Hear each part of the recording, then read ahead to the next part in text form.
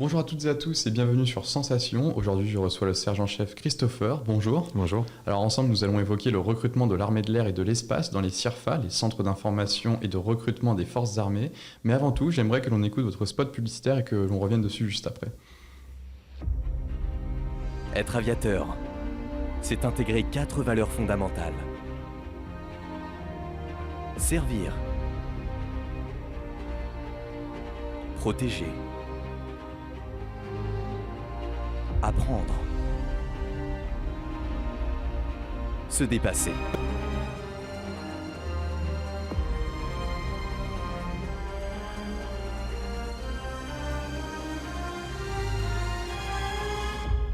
C'est 13 domaines d'activité, soit plus de 50 métiers. Pilote navigateur.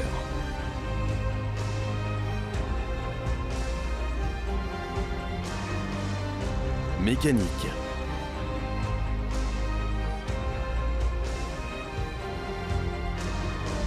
Sécurité protection.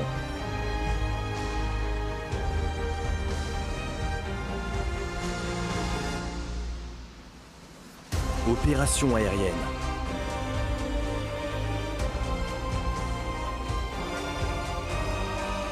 Informatique.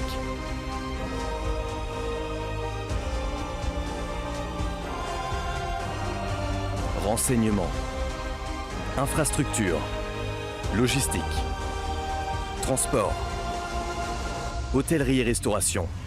Administration ressources humaines. Communication. Santé et sport. Rencontrez un conseiller dans le bureau R de votre CIRFA. Rejoignez-nous sur devenir-aviateur. On vient de l'entendre, dans l'armée de l'air, il y a 4 valeurs: servir, protéger, apprendre, se dépasser. Est-ce que vous pouvez nous détailler un peu plus chacune d'entre elles ? Alors oui, servir, c'est-à-dire d'avoir le sens de l'engagement, de servir son pays, de se rendre utile pour son prochain. La valeur de protéger en tout temps, en tout lieu, c'est-à-dire d'avoir une mission de police du ciel, être garant de l'espace aérien 24 heures sur 24. Se dépasser, c'est-à-dire de toujours se repousser ses limites, une volonté de s'améliorer. Et puis apprendre, parce qu'on ne naît pas militaire, on le devient. On va apprendre notamment une formation militaire, il faut savoir les rudiments du combattant, faire de la course d'orientation, faire du tir, ça s'apprend. Et puis la formation professionnelle en fonction de la spécialité qu'on a choisie.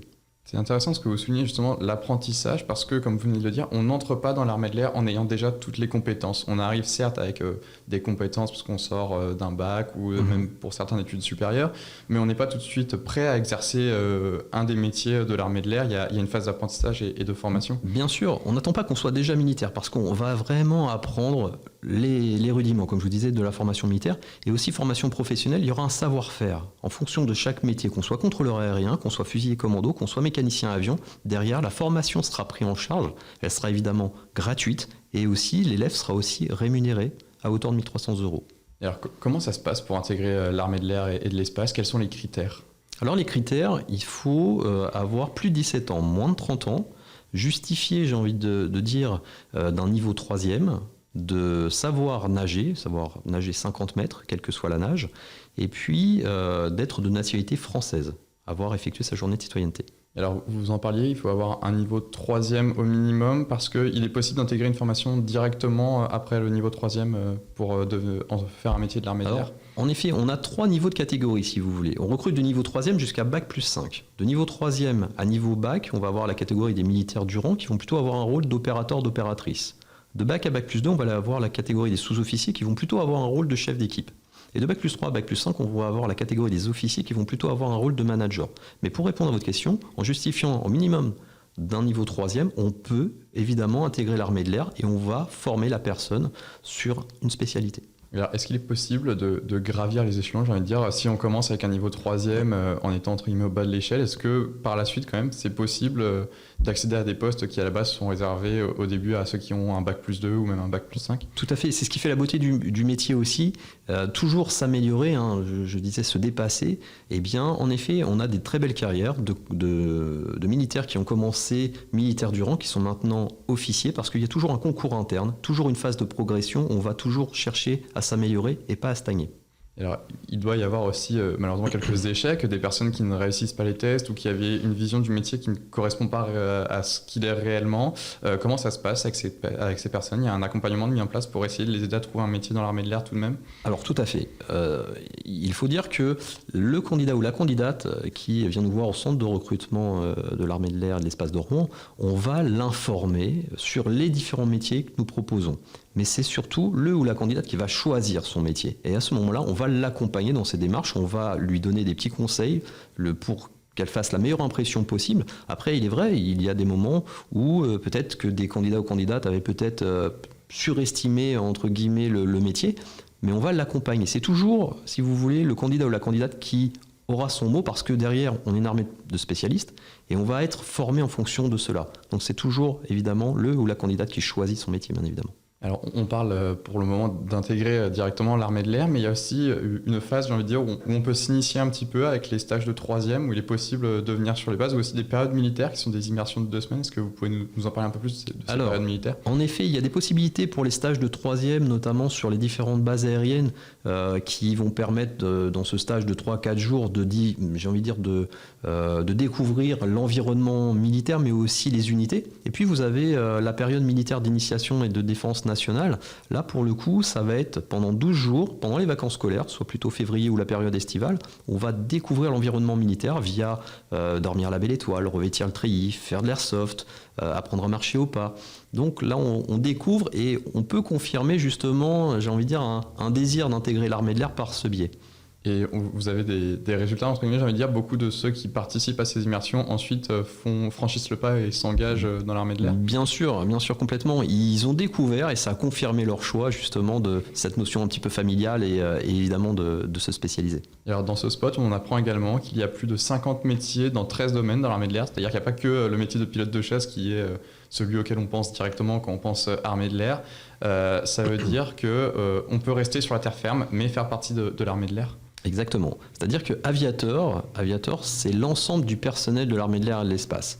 Alors, ce n'est pas que pilote, mais nous formons bien sûr des pilotes de chasse, des pilotes de transport, des pilotes d'hélicoptères, des pilotes de drones à partir d'un bac, le tout d'avoir moins de 27 ans. Mais nous recrutons, comme vous l'avez justement bien dit, dans plus de 50 métiers, dans 13 domaines d'activité, comprenant l'infrastructure, comprenant les ressources humaines, l'hôtellerie-restauration, la mécanique, l'aéronautique, l'électronique, la sécurité et protection. Ce qu'il faut voir, c'est que l'aéronef est l'instrument principal, mais pour la réalisation des diverses missions et l'exécution de celles-ci, on a besoin de tous les corps de métier.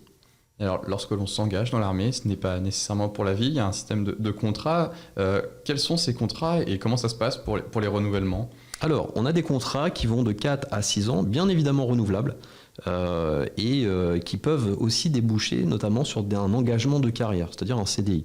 Il y a toujours des perspectives d'évolution, c'est ce que je disais, on ne va pas stagner, donc on va toujours contribuer à évoluer hiérarchiquement de militaire du rang à sous-officier, voire peut-être de sous-officier à officier. Mais pour répondre encore plus exactement à votre question, en effet, il y a des contrats renouvelables. Si on souhaite quitter l'institution au bout d'un contrat ou d'un deuxième contrat, c'est possible, il y a un savoir-faire parce que, bien évidemment, les entreprises vont être intéressées, il y a notamment par cette rigueur, mais aussi ce savoir-faire, ou de faire toute sa carrière, notamment par un engagement de carrière comme un CDI. Alors pour ceux qui signent leur premier contrat, est-ce qu'il y a une possibilité pour eux de finalement quitter l'institution sans aller jusqu'au bout de ce contrat? Comment ça se passe? Alors, il y a 6 mois probatoires dans le premier contrat, si vous voulez.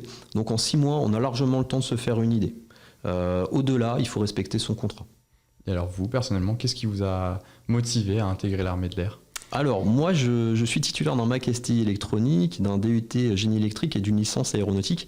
Et je voulais allier, si vous voulez, ma passion de servir les intérêts de la France tout en travaillant sur une industrie de pointe. Donc je suis mécanicien avion, j'ai un petit peu réussi sur les 2 tableaux, entre guillemets. Et alors, je vous propose quelques questions rapides, assez factuelles. Si je veux devenir pilote de chasse, je suis obligé d'être sportif?